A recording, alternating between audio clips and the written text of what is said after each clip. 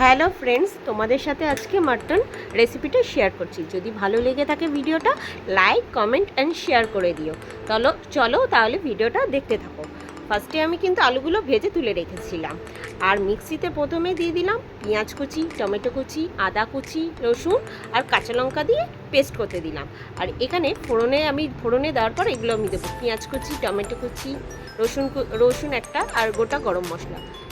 এগুলো রেডি করে রেখে কড়াই তেল দিয়ে জিরে ফোড়ন, শুকনো লঙ্কা, তেজপাতা আর গোটা গরম মশলাটা দিয়ে চিনি দিয়ে পেঁয়াজ, তারপর আস্তে আস্তে নেড়ে পেঁয়াজটাকে দিয়ে আস্তে আস্তে নেড়ে টমেটো কুচি দিয়ে ভালো করে নাড়াচাড়া করতে হবে। যখন ভাজা হয়ে যাবে হালকা ব্রাউন কালারে, তারপর আমি গোটা রসুনটা দিয়ে দিলাম ওর মধ্যে, দিয়ে ওগুলো একটু নাড়তে হবে।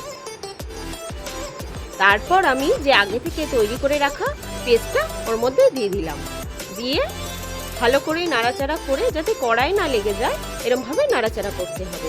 তারপর গুঁড়ো হলুদ, তারপর লঙ্কার গুঁড়ো দিয়ে নেড়ে তার মধ্যে যদি লেগে যায় হালকা একটু জল ইউজ করতে পারো।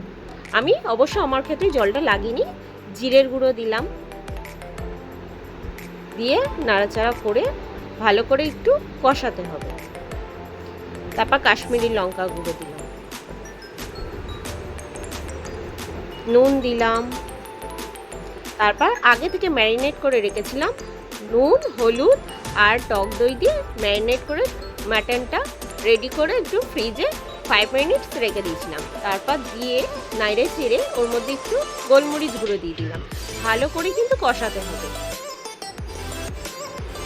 আর এপাশে আমি প্রেশার কুকারে জল গরম করে আলু ভাজাগুলো দিয়ে দিলাম। আগে থেকে রাখা যে ভেজে আলুগুলো রাখা ছিল, তারপর যেগুলো ভালো করে কষিয়ে মটনটাকে তারপর আমি প্রেশারে দিয়ে দিলাম। আর চর্বিটা আমি লাস্টেই দিলাম। চর্বিটা যদি আগে থেকে দিই তাহলে সেটা গলে যায়, ওই জন্য আমি সবসময় চর্বিটা পরেই ইউজ করি। তারপর 3-4টে সিটি দিয়ে নাবিয়ে দিয়ে গরম মশলা দিয়ে দিলাম। তারপর দেখো তো আমার মাটনটা কেরম রান্না হলো। যদি ভালো লেগে থাকে লাইক, কমেন্ট, শেয়ার কিন্তু করে দিও।